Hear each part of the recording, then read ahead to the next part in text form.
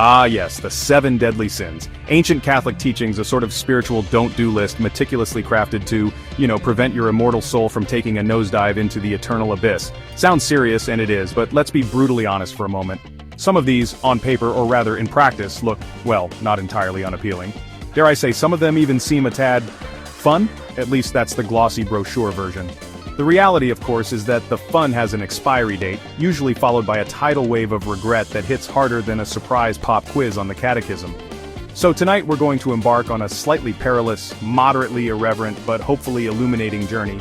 We're going to take these 7 heavy hitters, these pillars of problematic proclivities, and rank them, not by how deadly they are, spoiler, they're all pretty bad for business, soul-wise, but by their initial deceptive, hey, this isn't so bad, fun factor. We'll explore that fleeting joy and then, inevitably, the crushing guilt. Fasten your seatbelts. It's going to be a bumpy, albeit sanctified, ride. Alright, let's kick things off with the one that started it all, the alpha sin, the spiritual equivalent of that one person in every group project who thinks they're doing all the work and everyone else is just there. I'm talking, of course, about pride. This isn't just sin, it's the sin. Lucifer's got a platinum loyalty card for this one. Adam and Eve, they basically took out a joint membership. And let's be honest, that one person you know who constantly talks about how humble they are? Yeah, pride's got them on speed dial. The fun factor of pride?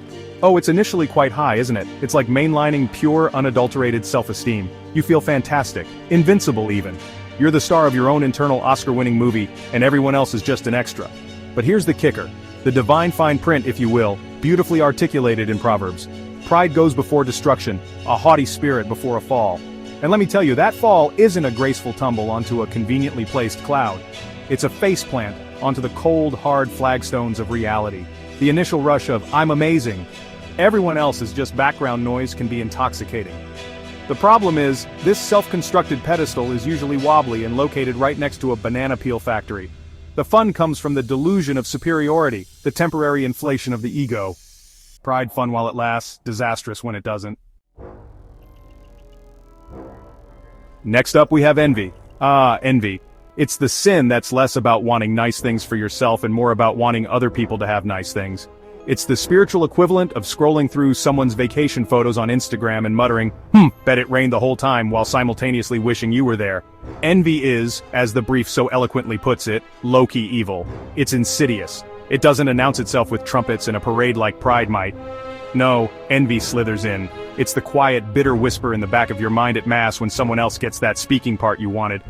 The fun of envy, if you can even call it that, is a very peculiar, very fleeting, and ultimately very hollow kind of fun. It's the momentary, perverse satisfaction of feeling like you're the tragic, misunderstood hero of your own story. The brief joy you might get from a tiny, imagined flaw in their perfect life, their new car has a scratch, is so quickly overshadowed by the gnawing bitterness that they have the new car in the first place. The guilt that follows envy is a particularly sticky kind. It's the shame of realizing you've become that person, the one who can't genuinely celebrate someone else's success. Envy, the sin that promises satisfaction, but often just leaves you feeling stuffed, sluggish, and spiritually undernourished. Alright, let's wade into the murky, often mood-lit waters of lust. Now this is the sin that, let's be honest, has an incredible marketing department. It's everywhere. It's sold to us in practically every movie trailer, every pop song, every carefully curated influencer thirst trap that pops up on your feed while you're innocently trying to look up a recipe for holy bread. Lust is the sin with the best lighting, the most seductive soundtrack, and the most aggressive sales pitch. It promises connection, intimacy, passion, transcendence. It whispers that this is what it means to be truly alive, to feel deeply. And for a moment maybe it does feel intense. The fun of lust, in its most superficial, fleeting sense, is the thrill of the chase, the allure of the forbidden, the chemical rush that can momentarily make you forget your own name, let alone the 10 Commandments. But here's the divine bait and switch. Lust promises a feast, but it delivers spiritual fast food. Quick, momentarily satisfying, but ultimately leaving you empty. The Catechism calls lust a disordered desire for or inordinate enjoyment of sexual pleasure. The key words there are disordered and inordinate. It's when the good gift of sexuality, which is meant for love, union and procreation within the beautiful sacrament of marriage, gets twisted and turned into something purely for self-gratification. The guilt associated with lust is profound because it often involves a deep sense of having betrayed not only God's plan, but also your own dignity and the dignity of others. It's the realization that you've been chasing shadows and missing the substance. Lust, it promises freedom but delivers chains. Chapter 4, Greed. When storing up treasures in heaven gets misinterpreted as storing up Bitcoin wallets on earth. Alright, let's talk about greed, or avarice if you're feeling fancy and want to use the Latin-derived term. This is the sin that often flies under the radar, disguised as ambition, prudence, or just being smart with money. But make no mistake, greed is that insidious little voice that whispers, more, you need more, that guy has more, go get more. It's the insatiable desire for wealth and possessions, often at the expense of, well, everything else that actually matters. Greed is that sin that can put on a very respectable face. It might even wear a bespoke suit, carry a leather briefcase, and flash a charming smile during the offertory collection. The fun of greed is perhaps less immediately visceral than some of the other sins. It's more of a slow burn satisfaction. It's the pleasure of accumulation, the feeling of security, often false, that comes with a growing bank balance or an expanding portfolio of stuff. But here's the spiritual catch. Greed is like trying to quench an infinite thirst with a finite cup. Greed, it promises security but delivers anxiety. Chapter 5, Wrath. When righteous indignation becomes raging inferno over a parking spot. Wrath, anger, fury, the sin that makes you feel for a fleeting, glorious moment incredibly powerful. Like you're a divine instrument of justice, a righteous warrior smiting the forces of, well, usually the forces of minor inconvenience or perceived slights. Wrath is that sudden hot surge of emotion that can turn a mild-mannered churchgoer into a table-flipping, vein-popping caricature of righteous fury, often over something profoundly trivial. The fun of wrath, if we can call it that, is in that momentary feeling of empowerment. Someone cuts you off in traffic, wrath. Your Wi-Fi is slow, wrath. Sister Carol from the parish council accidentally moved your prize-winning Jell-O salad at the potluck. Unleash the kraken of passive-aggressive wrath. For a split second you feel justified, validated, like you're channeling the fury of 1,000 wrong saints. But here's the problem with wrath. It's like spiritual dynamite. It might feel good to light the fuse, to watch the explosion.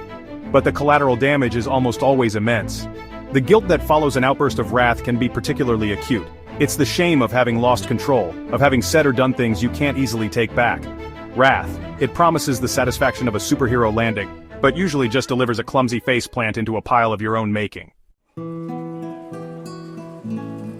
Chapter 6, Gluttony, the sin that's just enthusiastic fellowship, until your halo feels tight. Now we come to gluttony, the sin that often gets a pass because, well, food is delicious, and fellowship often involves copious amounts of it.